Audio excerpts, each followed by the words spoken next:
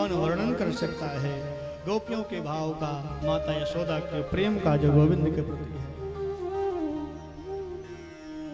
परमात्मा के नाम का बखान स्वयं शेष और शारदा भी गाने लग जाएं तो उनका मुख भी थक जाएगा।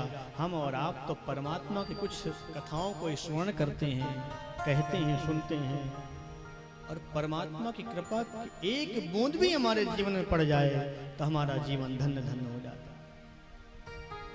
और वास्तव में बात तो ये है कि परमात्मा के नाम का गुणगान कोई भी नहीं कर सकता। जब शेष शारदा भी जब उनके नाम का गुणगान का बखान नहीं कर सकते तो हम और आप क्या गाएंगे, क्या कहेंगे। परमात्मा जिसको कृपा करे जिसके ऊपर, वही कुछ कह सकता है और वही सुन सकता है।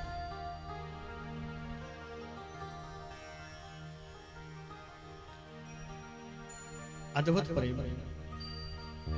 सुखदेव भगवान कहते हैं परीक्षित, पूतना के शरीर को पकड़ करके ब्रजवासियों ने यमुना किनारे ले आए और यमुना किनारे लाकर के ब्रजवासियों ने पूतना के शरीर को एक एक टुकड़े काट काट करके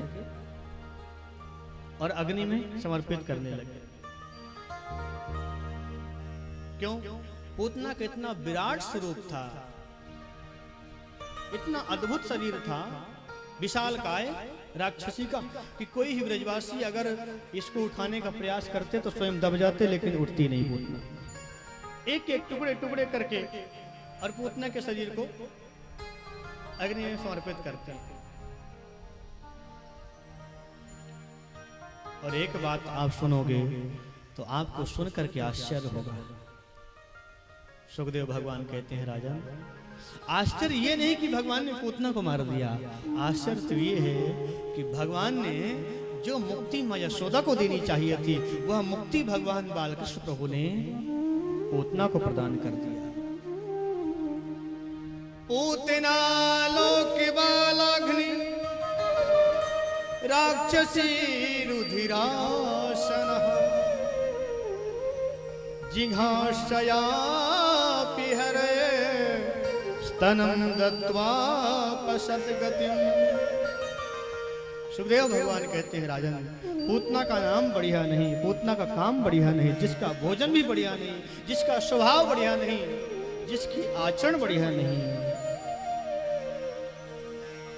लेकिन भगवान ने उस पूतना को ही मातृगति प्रदान कर दी। भगवान कृष्ण जब किसी के ऊपर कृपा करते हैं तो दुर्गुणों की ओर नहीं देखते हैं, यही भगवान का स्वभाव है। अगर परमात्मा हमारे अवगुणों को देखने लग जाए, कमियों को देखने लग जाए, तो हम कई जन्म लेने के बाद ही परमात्मा को ही प्राप्त नहीं कर सकते, कभी नहीं प्राप्त कर सकते। भगवान कभी गलतियों को देखते ही नहीं, दुर्गुणों को देखते ही नहीं। अहो बकीयं स्तन कालकूटं जिघांसया आययदप्य साध्वी लेभे गतिं धातृचितां ततो कमवा दयालुं शरणं व्रज।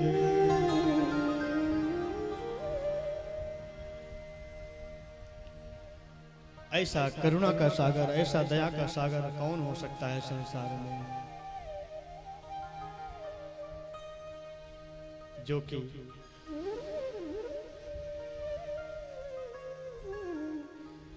जहर लगा करके मारने के लिए आई और मातृ गति प्रदान कर दिया। और कोई प्रेम करने के लिए जाएगा तो फिर उसको कौन सी गति प्रदान करेगा ईश्वर, उसकी उदारता का क्या वर्णन कर सकते हैं।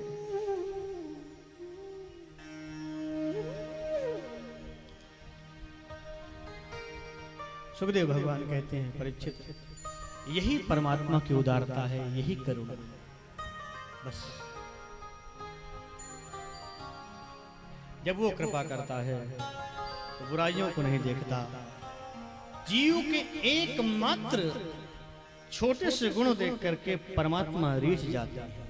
न जाने कौन से गुण पर दयानिधि रीझ जाते हैं, कुछ कहा नहीं जा सकता। यही उसका स्वभाव है, यही उसका स्वरूप है। यदि कोई प्रेम से परमात्मा को कहे कि मैं प्रभु आपका हूँ, आप मेरे हैं, ये नाता हमेशा बना रहे, तो वास्तव में परमात्मा उसको अपने साथ में रखे, अपने हृदय से लगा करके रखे। सुखदेव भगवान कहते हैं जब पूतना को मार दिया भगवान ने, तब कंस महाराज को मालूम पड़ी। कंस महाराज के मन में बड़ा कष्ट भयो, बहन पूतना मारने के लिए गई मेरे शत्रु को और स्वयं नष्ट हो गई। नंद बाबा मथुरा से आए तो उन्होंने बहुत गौवें दान किया, क्योंकि लाला राक्षसी का स्पर्श किया। लाला 6 महीने के हो गए तो शक्टासुर नाम का राक्षस आया मारने के लिए गोविंद को। भगवान पालने पर लेटे लेटे लेटे लेटे और शक्टासुर का उद्धार कर दिया। सुखदेव भगवान कहते हैं परीक्षित, भगवान के जितने भी अवतार होते हैं और उन अवतारों में जो 2 अवतार हैं, दोनों अवतार का दर्शन करने के लिए भगवान शिव अवश्य पधारते हैं। बोलो राधे राधे। भगवान भोलेनाथ कैलाश पर बैठे थे और ध्यान लगाने के लिए बैठे तो ब्रजमंडल में गोकुल नंद बाबा के महल में पालने पर सोते हुए भगवान बालकृष्ण प्रभु दिखाई पड़े और मन में सोचते हैं प्रभु का अवतार हो चुका है। भैया सारे ब्रजवासी नंदोत्सव मना रहे होंगे, सब प्रभु का दर्शन करके आनंदित हो रहे होंगे, हमको भी चलना चाहिए और भगवान का दर्शन करना चाहिए। भगवान शिव ने बड़ा सुंदर स्वरूप बनाया, नागों को लपेटा, बागंबर पहना, मस्तक पर चंद्रमा, गंगा जी शोभायमान हो ही रही है, सर्पों की माला, सर्पों के कुंडल, हाथ में त्रिशूल डमरू लेकर के, पैरों में अद्भुत घुंघरू बांध करके, और नंद बाबा के महल में गोकुल की गलियों में भगवान शिव आकर के और खुशी में नृत्य करने लग गए। आइए भगवान भोलेनाथ के साथ में हम सब लोग भी गोकुल की गलियों में चलें और भगवान बालकृष्ण प्रभु के दर्शन को हम सब लोग भाव से करेंगे।